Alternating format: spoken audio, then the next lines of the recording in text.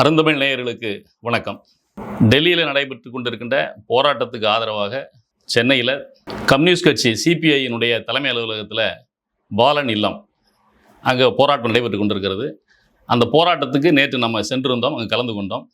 அங்கு என்ன நடைபெற்று கொண்டிருக்கின்றது, அங்கு நடிகை சோனம் ஷெட்டி நேற்று வந்த பொழுது அவர் பேச அனுமதிக்க மறுக்கப்பட்டார் அப்படின்னு ஒரு குற்றச்சாட்டு இருக்குது. வீடியோக்களில் வைரலாக போய் கொண்டிருக்கிறது. அவர் என்ன பேசினார், என்ன நடந்தது அப்படின்றது குறித்து தான் அந்த காணொலியில் நம்ம பார்க்க போகிறோம். வாங்க காணொலிக்கு போகலாம். அதற்கு முன்னதாக இந்த காணொலியை பார்க்கின்ற நேயர்கள் தயவுசெய்து அருந்தமிழை சப்ஸ்கிரைப் செய்யுங்கள்.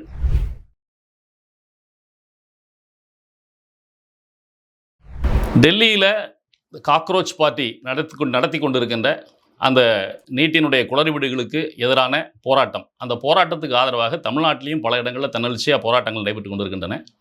சென்னையில் டி நகர் அருகில், இன்னும் தெளிவாக சொல்கிறதா இருந்தால், நடிகர் திலகம் சிவாஜி கணேசன் அவருடைய வீட்டுக்கு மிக அருகில் போக் ரோட்டில் அமைந்திருக்கின்ற சிபிஐ கட்சியினுடைய தலைமை அலுவலகமான பாலன் இல்லம், அந்த இல்லத்தில் முன்னாடி உள்ள இடங்களில் தமிழ்நாட்டை சார்ந்த மாணவர்கள், காக்ரோச் பார்ட்டியை சார்ந்தவர்கள் மற்றும் இடதுசாரி இயக்கத்தை சார்ந்தவர்கள், அம்பேத்கரிய இயக்கங்களை சார்ந்தவர்கள், முற்போக்கு இயக்கங்களை சார்ந்தவர்கள், யார் யாரெல்லாம் நீட்டுக்கு எதிராக இருக்கிறார்களோ அவர்களெல்லாம் கூடி கிட்டத்தட்ட ஒரு 3-4 நாட்களாக தொடர்ந்து, ஒரு வாரத்திற்கு மேலாக தொடர்ந்து ஆர்ப்பாட்டம் நடத்தி கொண்டிருக்கிறார்கள். கடந்த 3-4 நாட்களாக அந்த கூட்டத்தினுடைய எண்ணிக்கை மிக அதிகமாக அதிகரித்து கொண்டிருக்கின்றது. நேற்றைய தினம் ஒவ்வொருவரும் அந்த நீட் எதிர்ப்பை யார் யாரெல்லாம் ஆதரிக்கின்றார்களோ அவர்களெல்லாம் அங்கே போய் அந்த மாணவர்களை வாழ்த்தி பேசி கொண்டிருக்கிறார்கள். 24 மணி நேரமும் சுழற்சி முறையில் அந்த போராட்டம் நடைபெற்று கொண்டிருக்கின்றது. நேற்று நாம் தமிழர் கட்சியின் இளைஞரணியின் சார்பாக இளைஞரணியினுடைய பொறுப்பாளராக இருக்கின்ற இடும்பாவனம் கார்த்திக் அவர்கள் பேசுவதற்காக சென்றிருந்தார். நாமும் உடன் சென்றிருந்தோம். அப்போ அங்கே என்ன நடந்தது அப்படின்றத நம்ம சொல்ல வேண்டியிருக்கு. அந்த கூட்டத்தை பார்க்கின்ற பொழுது, அதாவது ஜென்சி கூட்டம் இருக்குல்ல, ஜென்சி கூட்டம் இப்பொழுது தான் அரசியலுக்கு வந்திருக்கிறார்கள். அதுவும் விஜய் வந்ததுக்கு அப்புறம் தான் வந்திருக்கிறாங்க. எல்லாருமே விஜயின் பின்னால் அணிவகுத்து நிற்கின்றார்கள். இன்னும் விஜயை ஒன்றுமே செய்ய முடியாது, இன்னும் 10-15 ஆண்டுகளுக்கு இல்லை 20 ஆண்டுகளுக்கு விஜய் தான் அப்படின்னு நடுநிலையாளர்கள். ஆனால் விஜயை ஆதரித்து பேசுகிறவர்கள், விஜய் தான் நிரந்தர முதல்வர், அவரை ஒன்றுமே அசைக்க முடியாது, ஜென்சிகளினுடைய ஆதரவு இருக்கும் வரை ஒன்றும் அசைக்க முடியாது அப்படின்னு சொல்லி தொடர்ந்து பேசிக்கிட்டு இருக்கிறாங்க. நம்ம அவர் நடத்தின 2 மாநாடுகளை பார்க்கின்ற பொழுது அங்கு வந்த கூட்டம், அவர் இப்போ வெளியே போகின்ற பொழுது திருச்சி போன்ற இடங்களுக்கு நன்றி தெரிவிப்பதற்காக அவர் செல்கின்ற பொழுது, கரூருக்கு போன பொழுது ஏற்பட்ட கூட்டங்கள், அங்கே வருகின்ற கூட்டத்தினுடைய எண்ணிக்கை, அங்கே வருகின்ற கூட்டத்துக்கு வருகின்றவர்கள், அந்த இளைஞர்கள், யுவதிகள் யார் அப்படின்றதெல்லாம் பார்க்கின்ற பொழுது உண்மையிலே அப்படி இருக்குமோ அப்படின்ற ஒரு எண்ணம் நமக்கு இருந்தது. ஆனால் நேற்று இந்த பாலன் இல்லத்திற்கு சென்ற பொழுது உண்மையிலேயே அந்த எண்ணம் அடியோடு மாறுகின்ற அளவு இருக்கிறது. யாரெல்லாம் இந்த ஒரு பயம் இருக்கிறது, விஜய் பின்னால் தான் இந்த இளைஞர்கள் கூட்டம் இருக்கிறது, ஜென்சி கூட்டம் இருக்கிறது நீங்கள் நினைக்கிறீங்களோ, தயவு செய்து நீங்கள் எல்லாரும் பாலன் இல்லத்திற்கு போகணும். கண்டிப்பாக சென்று பார்க்க வேண்டும். தமிழகம் முழுவதும் உள்ள இளைஞர்களுக்கும் இல்லை அரசியல் ஆர்வம் உள்ளவர்களுக்கும், தமிழகத்தின் மீது ஆர்வம் உள்ளவர்களுக்கும் நான் ஒரு அறைகோலாக இதை சொல்கிறேன். உண்மையிலே அங்கே பார்த்த கூட்டம் தன்னெழுச்சியாக வர்றாங்க, குடும்பமாக வர்றாங்க. நவநாகரீக இளைஞர்களும் இளைஞர்களும் வராங்க. அதாவது அரசியலுக்கு வர்றது அப்படின்றது எப்படி வருவாங்கன்னு சொன்னால், ஒரு அரசியல் பின்புலம் இருக்கணும். இல்லை அப்படின்னு சொன்னால், நீங்கள் இடதுசாரி இயக்கங்கள் நடத்துகின்ற பல போராட்டங்கள் இதுக்கு முன்னாடி பார்த்துருக்கோம். இப்போ என்னுடைய வயதுக்கு ஒத்த சூழ்நிலையில் நான் 10-15 வருடங்களுக்கு 20 வருடங்களுக்கு முன்னாடிலாம் இடதுசாரி இயக்கங்கள் ஒரு போராட்டம் நடத்துகிறாங்கன்னா அங்கே டைஃபி, எஸ்எஃப்ஐ எல்லாம் போராட்டம் நடத்துகிறார்கள்னு சொன்னால், அங்கே நடத்துகிற போராட்டத்துக்கு இளைஞர்கள் வருவாங்க. யார் வருவாங்கன்னா, அரசு கல்லூரியில் படிக்கிறவங்க, ஜோல்னா பையை மாட்டிட்டு வருகின்ற சில கூட்டங்கள், இந்த மாதிரி வருவாங்க. ஆனால் பாலன் இல்லத்தில் போய் பார்க்கின்ற பொழுது உண்மையிலேயே அங்கே வருகின்ற கூட்டம் நமக்கு தமிழக மக்களுக்கு நம்பிக்கை அளிக்கின்ற கூட்டமாக இருக்கிறது. உண்மையிலேயே ஜென்சி இந்த புரட்சி ஏற்பட்டு, ஜென்சி புரட்சியினால் தான் விஜய் ஆட்சிக்கு வந்து விட்டார், இல்லை இன்ஸ்டா புரட்சியினால் தான் ஆட்சிக்கு வந்து விட்டார் அப்படின்னு நம்ம பேசிகிட்டு இருக்கோம்ல, அப்புறம் ஒன்றும் செய்ய முடியாதுன்னு. இல்லை, விஜய் கொஞ்சம் சுதாரித்து கொள்ளவில்லை என்று சொன்னால், அந்த இடத்திலிருந்து அவரை நகர்த்தி தள்ளுவதற்கு இன்னொரு கூட்டம் தயாராகி கொண்டிருக்கிறது அப்படின்றத வெளிச்சம் போட்டு காட்டுவதாக அந்த பாலன் இல்லத்தில் அமைந்திருக்கின்ற கூட்டம் இருக்கிறது. தயவுசெய்து நீங்கள் போய் பாருங்கள். அதுவும் இன்றைக்கு சனிக்கிழமை, நாளை ஞாயிற்றுக்கிழமை இந்த கூட்டம் இன்னும் பல மடங்கு உயரும் அப்படின்னு சொல்லி எதிர்பார்க்கிறாங்க. எல்லாருமே தன்னெழுச்சியாக பேசுகிறாங்க. பெரும் தலைவர்கள், ஒவ்வொரு கட்சியினுடைய தலைவர்கள், நடிகர்கள், நடிகைகள் எல்லாருமே பேசுகிறாங்க, ஆதரித்து பேசிக்கொண்டே இருக்கிறார்கள். இளைஞர்களும் பேசுகிறாங்க, பாட்டு பாடுறாங்க, கதை சொல்கிறாங்க, நீட்டுக்கு எதிராக தங்களுடைய புரிதல் என்ன அப்படின்றத பேசுகிறாங்க. அங்கே அந்த அரங்கத்தை சுற்றி ஆங்காங்கே பதாகைகள், வெறும் பதாகைகள் வைக்கப்பட்டு அந்த பதாகைகளில் அவங்களே கைப்பட வண்ணங்களை தீட்டி நீட்டுக்கு எதிரான தங்களுடைய முழக்கங்களை பதிவு செய்கிறாங்க, தங்களுடைய கார்ட்டூன்களை எடுக்கிறார்கள். இந்த மாதிரி அந்த இளைஞர்கள் தங்களுக்கு இருக்கின்ற திறமைகளை எல்லாம் அவங்க வெளிப்படுத்தி நீட்டுக்கு எதிராக அந்த போராட்டத்தை நடத்திட்டு இருக்கிறாங்க. ஆனால் நேற்று இந்த கூட்டம் நடைபெற்ற பொழுது அங்கே சனம் ஷெட்டி அப்படின்ற ஒரு தமிழ் திரைப்பட நடிகை, தமிழில் ஒரு சில படங்களில் நடித்திருக்கிறார். பெரிய அளவில் தெரியுமா தெரியாதான்னு தெரியல. தெரியலன்னு சொல்லி சொன்னால் நீங்கள் யூடியூப்பில் போய் பாருங்கள் சனம் ஷெட்டி அப்படின்றது. எத்தனை படங்கள் நடித்திருக்கிறார்கள் அப்படின்னு பாருங்கள். ஒரு சில படங்கள் நடித்திருக்கிறார். அவருக்கு பெரிய பேர் இருக்கிறதா அப்படின்றது நமக்கு தெரியாது, அது நமக்கு தேவையும் இல்லை. அவர் அங்கே வந்த பொழுது அவர்கிட்ட பேசணும்னு சொல்லி அனுமதி கேட்குறார். அங்கே நடிகை அப்படின்றதுனால அனுமதி வழங்கப்படுகிறது. ஆனால் அவர் நீங்கள் பின்னால் வெளியே வந்து அளித்த பேட்டியை பார்த்தீங்கனாலே உங்களுக்கு தெளிவாக தெரியும். நான் அங்கே நின்னேன், ஒன்று பேசுகிறதா இருந்தால் அங்கே நில்லுங்க, இல்லை பின்னாடி போங்கன்னு சொல்லி சொன்னாங்க. நான் கோவச்சிட்டு பின்னாடி போயிட்டேன் அப்படின்னாலும் அவங்க பின்னாடி பேட்டி கொடுத்துருப்பாங்க. பேசுறீங்களா, இதை நோக்கி பேசுனீங்கன்னா பேசுங்க, இல்லைன்னா அந்த சைடு போங்கன்னு அனுப்பிச்சி விட்டாங்க. போயிட்டேன், கோச்சிக்கிட்டு போயிட்டேன். அதாவது தான் நடிகை அப்படின்னா, நடிகை நடிகர் அப்படின்னாலே அவங்களுக்கு எல்லா முக்கியத்துவம் கொடுத்து ஒரு நிகழ்ச்சி நடைபெறுதுன்னா அவங்கள மேலே முன்னாடி கொண்டு உட்கார வச்சணும். அதாவது கல்யாண வீடாக இருந்தால் நான் தான் மாப்பிள்ளையாக இருப்பேன், சாவு வீடாக இருந்தால் நான் தான் பணமாக இருப்பேன்னு ஒரு பழமொழி சொல்லுவாங்களே, அதை மாதிரி இந்த நடிகைகள் எல்லாருக்குமே அப்படி ஒரு மனநிலை இருக்கிறது. ஒரு இடத்துக்கு போயிட்டோம்னா நமக்கு தான் முக்கியத்துவம் கிடைக்கணும், எல்லாருடைய கண்களும் நம்மை நோக்கி தான் இருக்க வேண்டும் அப்படின்ற எண்ணம் இருக்குல்ல, அதனுடைய வெளிப்பாடு தான் அவங்களுடைய பேட்டியினுடைய சாராம்சம். சரி, ஒரு நடிகை ஆதரித்து பேச வந்திருக்கிறதா சொல்கிறாரு அப்படின்னு மைக்கை கொடுத்தாங்க. ஏன்னா நம்ம அங்கே இருந்தோம் அப்படின்றனால நம்ம அந்த நிகழ்ச்சியை நம்ம நேரடியாக கண்ணுற்று பார்த்தோம். அதை உங்களுக்கு விளக்கி சொல்லணுன்றதுக்காக தான் நம்ம இந்த நிகழ்ச்சியை பதிவிடுகிறோம். அப்போ மேடையில் ஏறி அவர் பேச தொடங்குகிறார். பேச தொடங்கும் பொழுதே நீங்கள் அவருடைய பேச்சினுடைய காணொளிகள் எல்லா வீடியோக்கள்லையும் இருக்குது, எல்லா ஊடகங்கள்லையும் நேற்று வெளியிடப்பட்டது. நீங்கள் அதை பார்த்தீங்கன்னாலே தெரியும். மேடையில் ஏறி பேசின உடனேயே இது ஜனநாயக மாணவர்களுக்கான போராட்டம், மாணவர்களை ஆதரித்து பேசுவதற்காக தான் நான் வந்திருக்கிறேன், இது ஜனநாயகபூர்வமான போராட்டம், இந்த ஜனநாயகபூர்வமான போராட்டத்தில் ஜனநாயகமாக பேச அனுமதிக்க வேண்டும் அப்படின்னு அவர் பீடிகையாக போட்ட பீடிகை இருக்குல்ல, இது எல்லாமே என்னென்னா நான் உங்களுக்கு எதிராக பேச போகிறேன், உங்களுக்கு எதிராக பேசினா கூட நீங்கள் நான் சொல்கிறதெல்லாம் கேட்டுக்கிட்டு இருக்கணும் அப்படின்னு அவர் சொன்னதாகத்தான் அங்கே புரிந்து கொள்ளப்படும். நீங்கள் அதை பாருங்கள், தயவுசெய்து உங்களுக்கு தெரியும். பேசிட்டு நான் இப்பொழுது தான் first day first show FDFS, அது ஒரு புது வார்த்தையை இப்போ கண்டுபிடிச்சிருக்காங்க. நான் தளபதியோட தீவிரமான ஃபேன். நேத்து தான் FDFS பார்த்துட்டு வந்திருக்கேன். FDFS ஏன் முதல் நாள் முதல் காட்சி விஜயனுடைய படத்தை பார்த்துவிட்டு இங்கே வந்திருக்கிறேன் அப்படின்னு சொல்ல வேண்டியதானே? இதில் என்ன இருக்குது? இப்போ எல்லாருமே பத்திரிகைகள் ஊடகங்கள் கூட அந்த வார்த்தையை பயன்படுத்துகிறாங்க. FDFS பார்ப்பதற்காக போயிருக்கிறார். அது என்ன FDFS, அது என்னன்னு தெரியல, புது கலாச்சாரம் புது மொழி அங்கே புகுத்திட்டு இருக்கிறாங்க. அப்போ FDFS பார்த்து விட்டு விஜயனுடைய படத்தை பார்த்து விட்டு வந்திருக்கிறேன், நான் விஜயனுடைய ரசிகை தான் அப்படின்னு சொல்லி பேச்ச ஆரம்பிக்கிறாங்க. இது தேவையில்லாமல் விஜய் ஏற்கனவே நீட்டுக்கு நான் எதிரானது தான் தாவேக்கா அப்படின்னு அறிவிச்சார். அவர் களத்துக்கு வந்திருக்கிறாரா, இல்லைங்க போராட்டம் நடைபெறுவதற்கு அனுமதிக்கிறாரா, அந்த போராட்டத்தை ஒடுக்குகிறாரான் அப்படின்றதுலாம் வேற விஷயம். அவர் ஒரு ஆட்சியாளராக உட்கார்ந்து கொண்டு சில விஷயங்களை செய்கிறார், அதை நம்ம தனியாக விவாதிப்போம். அது இங்கே அதனுடைய நோக்கம் நமக்கு இல்லை. ஆனால் அவர் வெளிப்படையாக அறிவித்து விட்டார், தாவேக்கா கட்சி நீட்டுக்கு எதிரான கட்சி, நீட் அடியோடு ஒழிக்கப்பட வேண்டும் அப்படின்றத எங்களுக்கு மாறுபட்ட கருத்து இல்லை அப்படின்றத அவர் பதிவு செஞ்சிட்டார். அதனால் அவரை வம்புக்குள்ள நம்ம இப்போ இழுக்க வேணாம். ஆனால் அவருடைய நிலைப்பாடு சொன்னால் கூட இந்த நிலைப்பாட்டுக்கு ஆதரவாக அவர் இருக்கிறாரான்றது வேறு ஒரு கேள்வி, அது நம்ம வேற தனியாக விவாதிக்கணும். இந்த அம்மா இங்கே சனம் ஷெட்டி பேசுகின்ற பொழுது அங்கே விஜயும் வம்புக்கு உள்ளுக்கு இழுத்து விடுறாங்க. அவரை பாட்டுக்கு உட்கார்ந்துக்கிட்டு இருக்கிறவரை என்னடா இது ஒரு காமெடியில் வடிவேலு சொல்லுவாங்கல்ல, வான்னு கூட்டு நடு ரோட்டில் நிற்க வச்சு எம்எல்ஏ எதையோ எரிய வச்சுட்டு ஏடான்னு சொல்லி, அதை மாதிரி விஜய் அங்கே இழுத்து விடுறாங்க.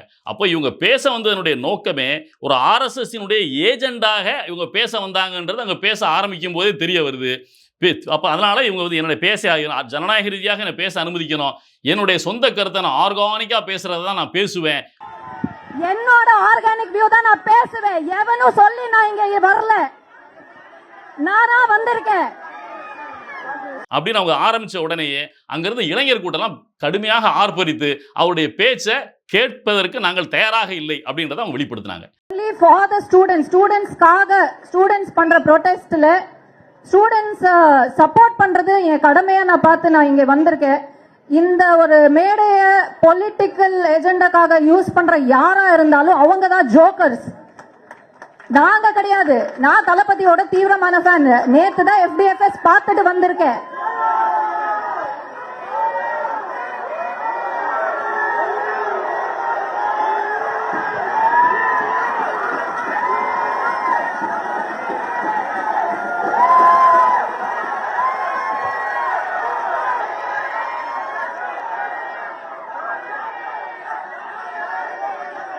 தேங்க்யூ. நீங்க பேசவா போவா?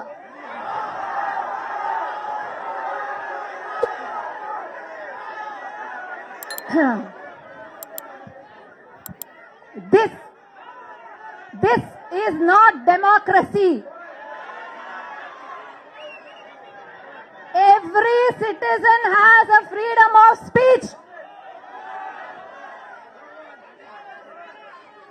இப்ப புரியுதா நான் எந்த ஏஜெண்டா பத்தி பேசிட்டு இருக்கேன்னு? அதை பத்தி எனக்கு கவலை இல்ல.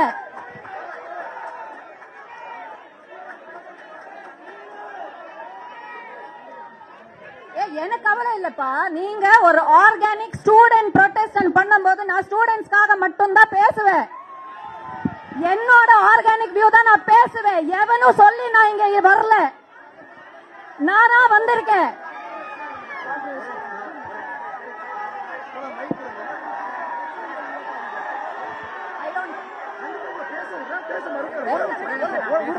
அப்போ இவங்களுக்கு கோபம் வருது, நான் பேசணுமா வேண்டாமா அப்படின்னு சொல்லி கேட்குறாங்க.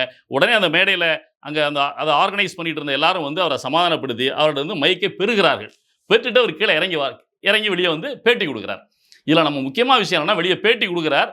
பேட்டி கொடுக்கும் பொழுது இந்த கூட்டத்துக்கு எதிராக, இந்த போராட்டத்துக்கு எதிராக தான் அவருடைய பேட்டி முழுக்க இருக்குது. நீங்க பாருங்க. இதுல நம்ம அவருடைய பேட்டியும் கொஞ்சம் இடையில ஒளிபரப்புறோம், நீங்க பாருங்க. ஜனநாயகத்துக்காக நம்ம போராடுறோம் சொல்றாங்க இல்ல, மைக்கில் இந்த பேசிட்டு இருக்கே நடுவுல மைக்கு புடுங்குறாங்க. இதுதான் அவங்க ஜனநாயகத்தோட லட்சணமா? இது வந்து ஜனநாயகபூர்வமாக நடைபெறவில்லை, அரசாங்கத்தினுடைய அனுமதி வாங்காம இங்க நடக்குது, அனுமதி வாங்கி இங்க நடத்துறீங்களா அப்படின்ற கேள்வி எல்லாம் முன்வைக்கிறாங்க. பர்மிஷன் வாங்கிட்டு போராட்டம் பண்ணாங்களாங்க? இது பர்மிஷன் வாங்கி தான் பண்றீங்களா?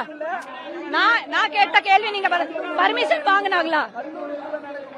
உங்களுக்கு அறிவு இருக்கா? சட்டம் தெரியுமா? ஒரு அரங்குக்குள் நடக்கிற நிகழ்ச்சிக்கு அனுமதி வாங்கணுன்ற அவசியம் கிடையாது, அவசியமே கிடையாது. ஒரு கல்யாணம் நடத்துறீங்க, கல்யாண மண்டபத்தில் கல்யாணம் நடத்துறீங்கன்றக்காக காவல்துறை போய் அனுமதி வாங்குவீங்களா? ஒரு புத்தக வெளியீட்டு நடத்துறீங்க அரங்கத்திற்குள்ள, நீங்க அனுமதி வாங்குவீங்களா? பாலன் இல்லம்ன்றது சிபிஐ கட்சியினுடைய ஒரு அலுவலகம். அந்த அலுவலகத்துக்குள்ள அவங்க என்னன்னாலும் செஞ்சுட்டு போறாங்க. வெளியே சாலையில போக்குவரத்தை ஒழுங்குபடுத்துவதற்கான வேலையை வேணா போலீஸ் செய்யலாம். அதற்காக போலீஸுக்கும் இன்டிமேட் பண்ணணும், அந்த இடத்துல இவ்வளவு பேர் வருவாங்கன்னு நினைக்கிறோம், அதனால ஒரு நிகழ்ச்சி நடைபெறுகிறது, அதனால நீங்க சாலையில போக்குவரத்தை ஒழுங்குபடுத்துவதற்கான ஏற்பாடுகள் வேணா செய்து கொள்ளுங்கன்னு ஒரு இன்டிமேட் பண்ணணும், தவிர அனுமதி வாங்க வேண்டும் அவசியம் இல்லை. ஆனா அவங்க வந்து வெளியே கேட்கிற கேள்வி, அனுமதி வாங்கப்பட்டதா? இது ஜனநாயகபூர்வமான நிகழ்ச்சி தானே, என்னோட ஜனநாயக ரீதியாக நான் என்ன பேசலாம்னு என்ன அனுமதிக்கணும்ல அப்படின்னு சொல்லி. ஒரு வீட்டில் ஒருத்தருடைய பிறந்தநாள் நடக்குது, அந்த பிறந்தநாள் நிகழ்ச்சியில் எல்லாம் வாழ்த்தி பேசிக்கிட்டு இருக்கும் பொழுது, நானும் அவரை பார்க்க வந்திருக்கேன், எனக்கும் பேச அனுமதி வேணும் அப்படின்னு சொல்லிட்டு மேலே ஏறி அவர் செய்த தவறுகளை எல்லாம் அங்கே பேச முடியுமா? அங்கே என்ன பேசணுமோ அதனால நாகரிகம், சபையினுடைய நாகரிகம் தேவையில்லையா? நீ அங்கே இளைஞர்கள் மாணவர்கள் போராட்டம் நடத்திட்டு இருக்கிறாங்க. எதற்காக போராட்டம் நடத்துறாங்க? நீட்டுக்கு எதிராக போராட்டம் நடத்தி கொண்டிருக்கிறாங்க. டெல்லியில் ஆயிரக்கணக்கான மாணவர்கள் போராட்டம் நடத்திட்டு இருக்காங்க. அவங்களுக்கு காவல்துறை மிக கடுமையாக ஒடுக்கி அடித்து அவர்கள் மீது துப்பாக்கி சூடெல்லாம் நடத்தி இருக்குது. அதையும் கண்டித்து இங்க இந்த ஆர்ப்பாட்டம் நடத்திட்டு இருக்காங்க, போராட்டத்தை தொடர்ந்து நடத்திட்டு இருக்காங்க இளைஞர்கள். நீங்க அங்க பேச வந்திருக்கீங்க, என்ன பேசணுன்றதுக்கு ஒரு நாகரிகம் இருக்குதா இல்லையா? நீங்க வந்து என்ன கேட்குறீங்க? வெளியே பேட்டி கேட்கின்ற பொழுது, பத்திரிகையாளர்கள் கேட்கின்ற பொழுது, இங்க விஜயனுடைய அரசு இங்க போராட்டம் நடத்துவதற்கு அனுமதி கொடுக்கலன்றது உங்களுக்கு தெரியுமா? போராட்டத்தை ஒடுக்குகிறார்கள் உங்களுக்கு தெரியுமான்னு கேட்டா, அது எனக்கு தெரியாது, தெரிந்து விட்டு வந்து சொல்லுகிறேன். அந்த குற்றச்சாட்டு ஃபேக்டானு நான் வெரிஃபை பண்ணாம சொல்ல மாட்டேன். அப்போ எந்த விஷயத்தையுமே டெல்லியில் அங்கே என்ன நடக்குதுன்னு எனக்கு தெரியாது, இங்க நடக்கிறது மட்டும் தான் எனக்கு தெரியும். அப்போ எதுவுமே தெரியாம நீங்க அந்த கூட்டத்துக்கு பேச வருகிறீங்கன்னா உங்களுடைய நோக்கம் என்ன? அப்போ நீங்க முழுமையாக ஒரு ஆர்எஸ்எஸ் பிஜேபியினுடைய ஏஜெண்டாக இங்க பேச வந்திருக்கிறீங்க. அதனால நீங்க விஜயையும் உள்ளுக்கு துணைக்கு இழுத்துக்கிட்டு இங்க பேசி தமிழ்நாட்டுக்குள்ள ஒரு குழப்பத்தை ஏற்படுத்தணும்னு நினைக்கிறீங்க அப்படின்றதான் நம்முடைய குற்றச்சாட்டு. இங்க அடுத்த விஷயத்துக்கு வரும். சனம் செட்டி யார், எந்த பகுதியை சார்ந்தவர், எந்த மாநிலத்தை சார்ந்தவர்? இந்தியா ஒரு நாடு, இது ஒருமைப்பாடோடு இருக்கிறோம், நம்மளால மாற்றுக்கிறது இல்லை. வந்தவரையெல்லாம் வாழ வைக்கின்ற தமிழகம், அதுலேயும் மாற்றுக்கிறது இல்லை. நீங்கள் தமிழ்நாட்டை எடுத்துக்கிட்டிங்கன்னா, தமிழ்நாட்டினுடைய புகழ்பெற்ற பல நடிகர்கள் கர்நாடகத்தை சேர்ந்தவர்கள் இருக்கிறார்கள். நீங்கள் பாருங்கள், இறந்து போன முன்னாள் நடிகர் முரளி, அவருடைய பையன் அதர்வா இருக்கிறாரு, பிரகாஷ்ராஜ் இருக்கிறாரு, மைக் மோகன் என்று அறியப்பட்ட மோகன் இருக்கிறாரு, நடிகர் அர்ஜுன் இருக்கிறாரு, சௌந்தர்யானு நடிகை, அவங்க இறந்து போயிட்டாங்க, அவங்க கர்நாடகத்தை சார்ந்தவர்கள். ரஜினி, தமிழகமே தலையில் வைத்து கொண்டாடுகின்ற ரஜினி கர்நாடகத்தில் ஒரு கண்டக்டரா வேலை பார்த்துங்க வந்தவன் பலமுறை பெருமையாக சொல்லிக் கொள்கிறவர். அவரை நமக்கு ஆதரித்து கூட வச்சுக்கிட்டு இருக்கிறோம். கன்னடத்து பையங்களின்னு இன்னைக்கு வரைக்கும் அந்த கன்னடத்து பையங்களின்னு பட்டம் கொடுத்து போட்டிக்கிட்டு இருக்கிறோம். இப்போ சரோஜா தேவி அவங்கள அங்கே வச்சு போட்டிக்கிட்டு இருக்கிறோம். இப்படி கர்நாடகத்தை சேர்ந்த பலரை நமக்கு இப்போ போட்டிக்கிட்டு இருக்கிறோம். நடிகர் நடிகளாக வச்சுக்கிட்டு இருக்கோம். அதில் ஒருவர் தான் நீங்கள் எத்தனை படம் நடிச்சீங்க, உங்களுடைய பின்புலம் என்ன அப்படின்றது விசாரித்து தெரிந்து கொள்ள வேண்டும். அதுக்கு நமக்கு அவசியம் இல்லை. நீங்கள் கர்நாடகத்தை சேர்ந்தவர், தமிழ்நாட்டில் நடக்கிற ஒரு போராட்டத்தில் இங்கே நடிகையாக இருக்கிறீங்க. தமிழ்நாட்டில் நடக்கிற ஒரு போராட்டத்தில் அதை வாழ்த்தி பேசுறதுக்கு வந்தேன்னு சொல்லிட்டு நீங்கள் வசவு வார்த்தைகளை அங்கே பேச ஆரம்பிக்கும் பொழுது உங்களை பேச அனுமதி மறுக்கிறாங்க. யார்? நிகழ்ச்சி ஏற்பாட்டர்கள் இல்லை, கூட்டத்துக்கு திரண்டிருந்த மாணவர்கள், இளைஞர்கள் உங்களை வந்து உங்களுடைய பேச்சை கேட்காம குரல் கொடுக்குறாங்க.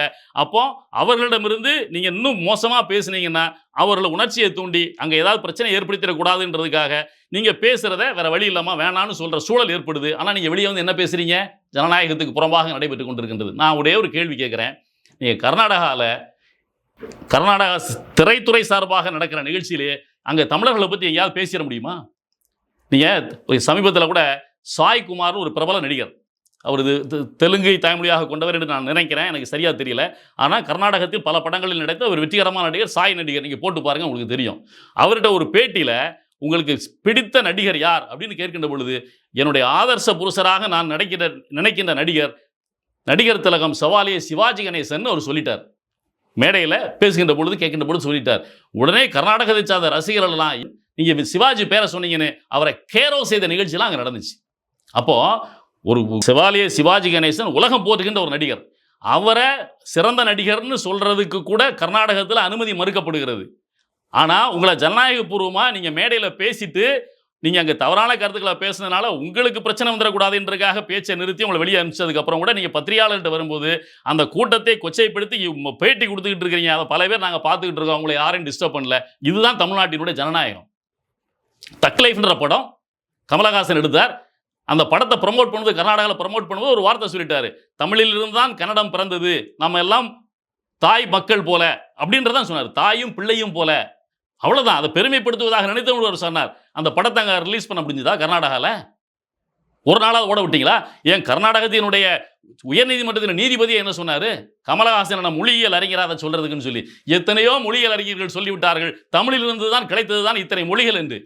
ஆனால் அதை கூட கர்நாடகத்தில் உள்ள கன்னடத்தை தாய்மொழியாக கொண்ட ஒரு நீதிபதியால் கூட ஏற்றுக்கொள்ள முடியவில்லை. ஆனால் நீங்கள் மேடையில் எங்களுக்கு எதிராக பேசிவிட்டு உங்களை இறக்கி கீழே விட்டவுடன் கீழே மைக் கிடைத்தது, பத்திரிகையாளர்கள் கிடைத்தார்கள் என்பதற்காக எங்களை திட்டி தீர்க்கிறீங்க. அதையும் நாங்கள் வேடிக்கை பார்த்துட்டு தான் இருக்கிறோம். உங்களை ஒன்றும் செய்யலை. அந்த கூட்டத்துக்கு நடுவில் ஆயிரக்கணக்கான இளைஞர்கள் இருக்கின்ற கூட்டத்துக்கு நடுவிலையும் உங்களை பேச விட்டு பத்திரிகையாளர்களை சந்திக்க விட்டு அனுப்பிச்சு விட்டோம் பாருங்க. அதுதான் தமிழர்களுடைய மாண்பு. தயவுசெய்து நீங்கள் புரிந்து கொள்ள வேண்டும். நீங்கள் அங்கே குழப்பத்தை உண்டு பண்ணுறதுக்கு வந்திருக்கிறீங்க, அவ்வளவுதான். நீங்கள் பிரகாஷ்ராஜ் இருக்கிறார், கன்னடத்து நடிகர் தான். ஆனால் அவர் ஒரு போராட்டத்தில் தொடர்ந்து அங்கே போய் கலந்து கொண்டு இருக்கிறார். அவருக்கு நாங்கள் ராயல் சல்யூட் கொடுக்குறோம்.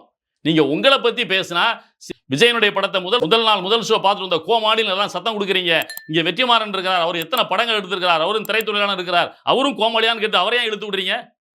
நீங்கள் படம் பார்த்துட்டு வந்ததும் அவர் இந்த நாட்டுக்கு தேவையான கருத்துக்களை சொல்லுகின்ற படங்களை எடுக்கிறதும் ஒன்றாயிடுமா? ஒரே தளத்தில் வந்து பார்க்க முடியுமா? அப்போ உங்களுடைய நோக்கம் என்ன? கர்நாடகத்தில் நம்ம வேலூரை சார்ந்தவர், சோளிங்கர் பகுதியை சார்ந்தவர் வீராசாமின்னு பெரிய ப்ரொடியூசர், அவருடைய மகன் ரவிச்சந்திரன் கர்நாடகத்தின் சூப்பர் ஸ்டாரா கிட்டத்தட்ட 10-15 ஆண்டுகள் சூப்பர் ஸ்டார் என்ற அந்தஸ்தோடு இருந்தார். ஆனால் அவர் காவிரி பிரச்சனையின் பொழுது அந்த கூட்டத்தில் போய் கலந்து கொள்ளவில்லை என்பதற்காக அவர் அந்த கர்நாடக மக்களும் கர்நாடக திரைத்துறையை சார்ந்தவர்களும் எவ்வளவு அசிங்கப்படுத்தினார்கள். தமிழகத்துக்கு தண்ணீர் கொடுக்க வேண்டியதான அவர்கள் கேட்பதை கொடுக்கலாமேன்னு ஒரு வார்த்தை சொன்னதுக்காக அப்படின்றத நீங்கள் எடுத்து புரட்டி பாருங்க.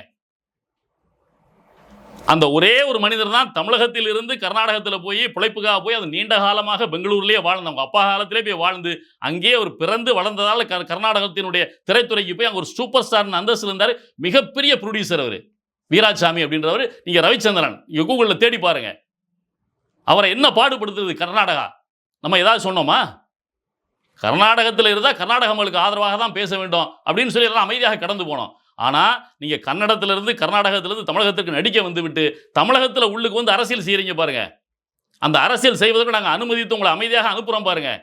அதுதான் தமிழுடைய மாண்பு என்பதை தயவுசெய்து சனம் செட்டி போன்றவர்கள் புரிந்து கொள்ள வேண்டும். இங்கே ஆர்ப்பாட்டம் நடத்தி கொண்டிருக்கிறவர்கள் யாரை மேடையில் ஏற்ற வேண்டும் என்பதும் தயவுசெய்து முடிவு செய்ய வேண்டும். சினிமாவில் இருக்கிறாங்க, திரைத்துறையில் இருக்கிறாங்கன்ற ஒரே காரணத்திற்காக ஊடக முகமாக இருக்கிறார்கள், திரை முகமாக இருக்கிறார்கள். இவருடைய முகம் பல பேருக்கு தெரியுதுன்றதுக்காக உடனே மரியாதை கொடுத்து வாங்கன்னு சொல்லி கூப்பிட்டு மேடையில் ஏற்றி மைக் கொடுக்குறீங்க பாருங்க. அதுதான் நம்ம செய்கின்ற தமிழர்கள் செய்கின்ற மிகப்பெரிய தவறு. அங்கே தான் நமக்கான சூனியத்தை நம்மளே வச்சுக்கிறோம் அப்படின்றத தயவுசெய்து புரிந்து கொள்ள வேண்டும் அப்படின்றத சொல்லி, உண்மையிலேயே பாலன் அரங்கத்தில் நடக்கின்ற கூட்டம் தமிழக அரசியலை மாற்றி போடுகின்ற கூட்டமாக அமையும் என்ற நம்பிக்கை நமக்கு ஏற்பட்டிருக்கிறது. தயவுசெய்து தமிழர்கள் எல்லோரும் பாலநரங்கத்திற்கு சென்று அங்கு போராட்டம் நடத்தி கொண்டிருக்கிற இளைஞர்களை வாழ்த்துங்கள். இந்த போராட்டம் வெல்ல வேண்டும். அதுதான் இந்த நிகழ்ச்சியினுடைய நோக்கம். நன்றி, வணக்கம்.